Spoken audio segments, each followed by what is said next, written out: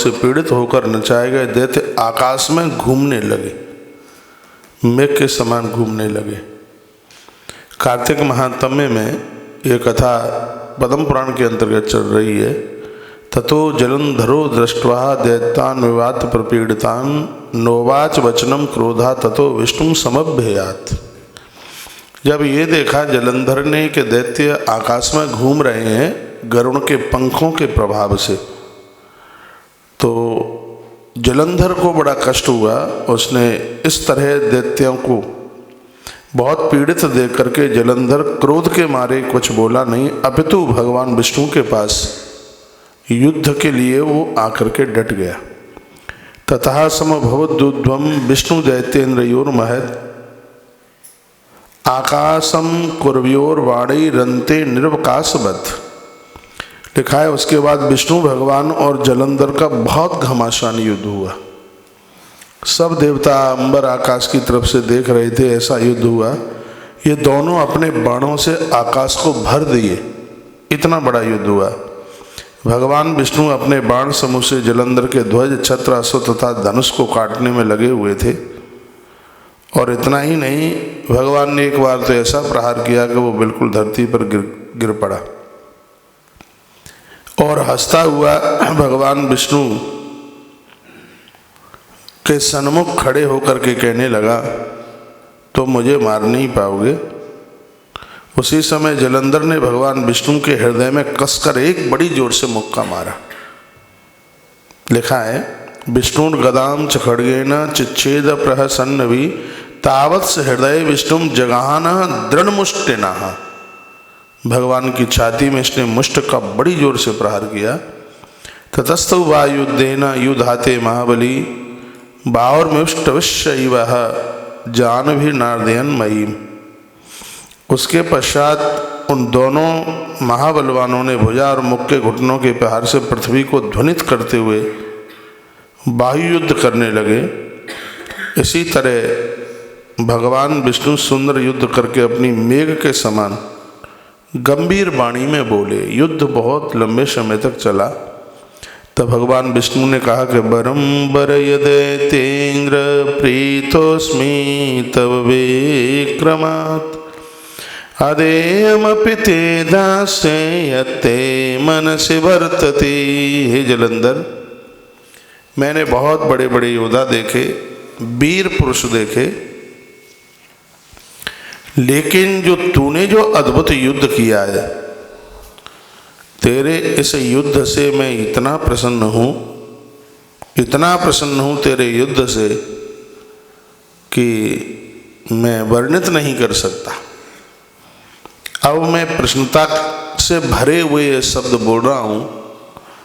जलंधर, तू चाहेगा तो मुझसे तू कुछ भी वरदान मांग सकता है, तो मुझसे मांग ले, तुझे क्या चाहिए। तब जलंधर की आंखें भर आईं और जलंधर कहने लगा, क्या आप मुझसे प्रसन्न हैं? भगवान ने कहा कि हाँ, मैं तेरी वीरता से प्रसन्न हूँ और तेरे एक कार्य से मुझे और ज़्यादा खुशी है, तेरी राजधानी में कोई बीमार नहीं। इस बात के ऊपर ये बड़ा जोर देता था। राजा के कुछ लक्षण हैं, गुण हैं, वो इसके अंदर दिखाई देते थे। जलंधर के अंदर रुद्र के अंश से वो प्रकट हुआ, बस संगति उसको ठीक नहीं मिली, इसलिए निशाचर हो गया वो।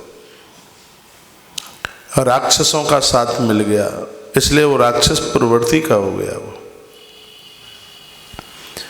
नहीं तो उसके कुछ गुणों का वर्णन स्वयं भगवान करते हैं अपने मुख से और कहते हैं कि हम तुम्हारे ऊपर अति प्रसन्न हैं,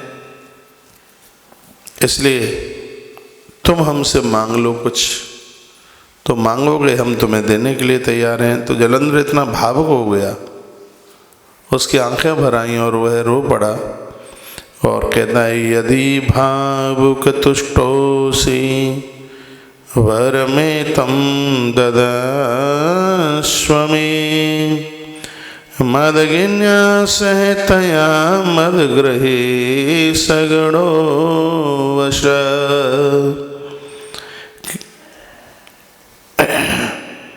जलंधर ने कहा कि यदि आप सच में मेरे ऊपर प्रसन्न हैं तो प्रभु आप हमें ये वरदान दे दीजिए कि मेरी बहन के सहित आप स्वयं मेरे घर में निवास करें।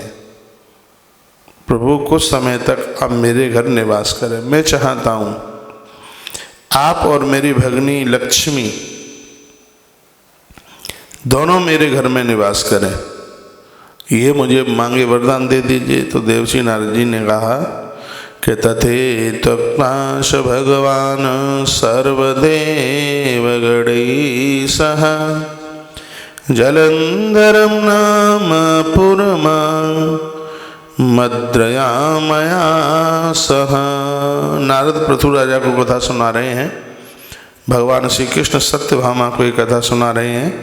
कहा ठीक है, ये कहकर भगवान विष्णु संपूर्ण देवताओं के तथा लक्ष्मी जी के साथ जलंधर के पुर में आ गए। जलंधर भी देवताओं के पद पर दैत्यों को नियुक्त करके हर्षपूर्वक पृथ्वी पर उसकी फौज फिर द्वारा से आगे लिखा है, जलंधर देवाना अधिकारेषु दानवान स्थापयित्वा सहर्षा सन पुनारागान मही तले। सब उसके कब्जे में थे।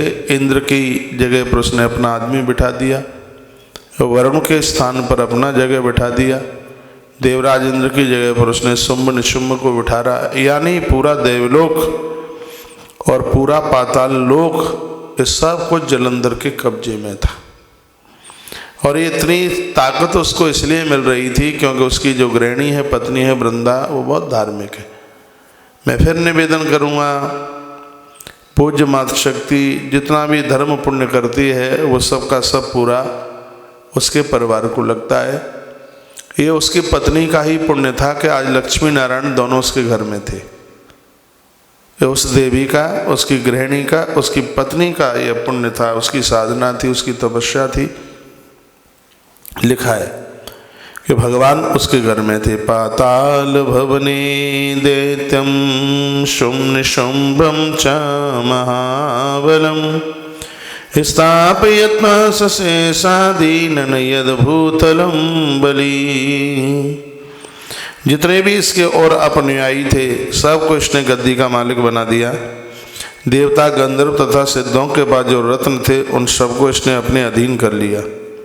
पाताल लोक में महाबलवान निशुंभ दैत्यों को नियुक्त करके वह शेष आदि को पृथ्वी पर लेकर के आ गया। देवता, गंधर्व तथा सिद्ध समूहों को, यक्ष, राक्षस और मनुष्यों को इसने अपने नगर का नागरिक बनाकर अपने त्रिलोक का प्रशासन करने लगा। क्या है? हाँ? जलंधर के धर्म पूर्वक राज्य के पालन काल में कोई भी रोगी, दुखी, ग्रस्त तथा दीन नहीं दिखता था। ये बात यहाँ पर लिखी है। इसके राज्य में न कछदा तो नैव दुखितो न कृशत तथा नादीनो दृश्यते तस्मिन् धर्म राज्यम प्रशासति। पुराणाकार वर्णन करते हैं, नारद कहते हैं कि हे पृथुदेव, इसके यहाँ कोई रोगी नहीं था, कोई दीन नहीं था, कोई कमजोर नहीं था, और इसी का परिणाम यह था कि भगवान इसके घर में थे। एवं महिम शासति दानवेन्द्रे धर्मेण सम्यक यद्रक्षया हम कदाच दामागतस्य लक्ष्मी विलोकितम श्री रमणम च सेवतम। बड़भागी तो है, भाग्यशाली तो है कि कार्तिक मास में महात्म्य में उसकी कथा को लिया गया है। रोजाना अपनी पत्नी के सहित भगवान लक्ष्मी नारायण का बंधन करता है, पूजन करता है। ये सौभाग्य इसका बड़े आनंद के साथ जीवन का निर्वाह कर रहा है। और सुनिए, घर में भगवती सत्ता विराजित हो जाए तो आनंद का तो अनुभव होता ही है। मुझे और आपको सर्वा भावेन ईश्वर की स्थापना तो घर में करनी ही चाहिए। उनके बिना जीवन का कल्याण नहीं है, नहीं है और नहीं है। आज के इस प्रोग्राम में विशेष रूप से 5 दिन तक जलने वाले दियों का वर्णन किया है। एक बार उस बात को पुनः रिपीट करके मैं बात को विरामता की तरफ लेकर के जाऊंगा। आज से ही रात्रि को सूर्यास्त होने के तत्पश्चात 7, 11, 21 जो भी आप जला सकते हैं। दिए कहाँ कहाँ रखने, अपने घर में रखिएगा, जल के स्थान पर रखिए, चौराहे पर रखिए, अपनी देहली पर रखिए। आप गैया वगैरह बांधते हैं तो आप गौशालाओं में रखिए और ये 5 दिन के लिए सूर्य अस्त होने के